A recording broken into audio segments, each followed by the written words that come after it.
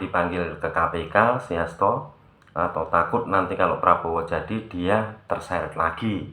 Telah mendorong mengajukan undang-undang perampasan aset pada DPR dan juga undang-undang pembatasan uang kartal ke DPR.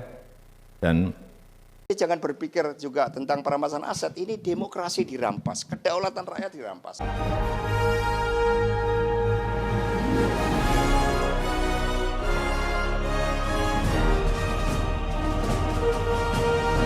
Dan inovasinya.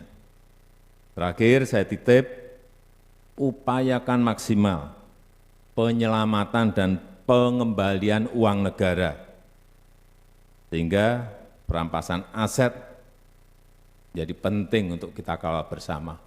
Kita tahu kita telah mendorong mengajukan undang-undang perampasan aset pada DPR dan juga undang-undang pembatasan uang kartal ke DPR. Dan susah sekali sampai disetujui oleh DPR itu entah kenapa. Yang pasti itu ada di DPR, Dan sekarang si Hasto itu nyerang terus sama si Jokowi. Nyerang terus sama Jokowi itu entah apa tujuannya, atau dia takut ya, atau Hasto itu takut. Jangan berpikir juga tentang perampasan aset, ini demokrasi dirampas, kedaulatan rakyat dirampas, konstitusi dirampas.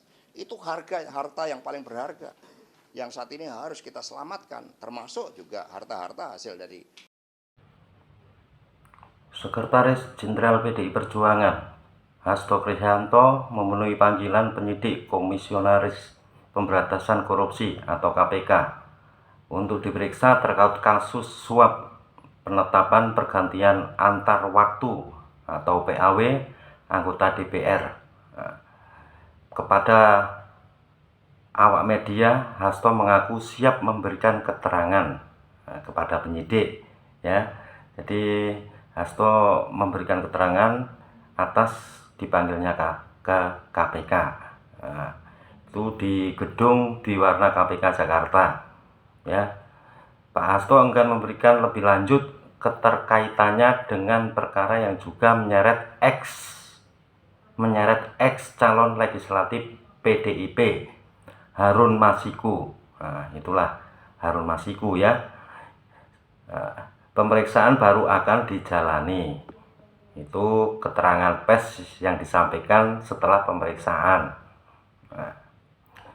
Saat itu mendalami sumber uang, KPK itu sedang mendalami sumber uang sekitar 400 juta. 400 juta yang ditujukan kepada Komisionaris KPU Wahyu Setiawan pada waktu dulu, ya, pemilu dulu, bukan pemilu sekarang. Itu, ya, kurang lebih seperti itu. Selain Hasto, Komisionaris KPU Evi Novida Ginting, Manik, dan Hasyim Asyari juga dimintai keterangan. Apakah Hasto ini saat ini lagi sakit hati? sakit hati karena terseret-seret pada waktu itu, ya. Makanya sampai undang-undang perampasan hak aset pun itu susah sekali sampai disetujui oleh DPR itu entah kenapa. Yang pasti itu ada di DPR, Dan sekarang si Hasto itu nyerang terus sama si Jokowi. Nyerang terus sama Jokowi itu entah apa tujuannya, atau dia takut, ya, atau Hasto itu takut kalau nanti terseret lagi. Itu, ya, siapa tahu, ya, kita kan nggak tahu. Siapa tahu takut terseret lagi, makanya dia bilang saat ini dirampas demokrasinya, padahal kita jelas-jelas ngerti demokrasi saat ini bebas, ya, bebas ngomong apapun, bebas. Bahkan undang-undang apa di MK yang tentang hoax itu, itu pun dicabut. Udah dibuang, ya, di MK kemarin. Makanya entah apa sebenarnya sakit hatinya si Hasto itu, atau jangan-jangan, ya, kita mana tahu, ya, nggak tahu. Itu karena terseret. Yang pasti si pernah dipanggil ke KPK si Hasto, atau takut nanti kalau Prabowo jadi dia terseret lagi.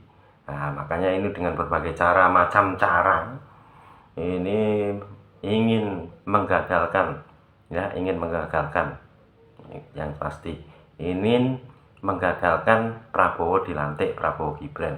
Kenapa seperti itu? Karena Gibran orangnya jujur, ya.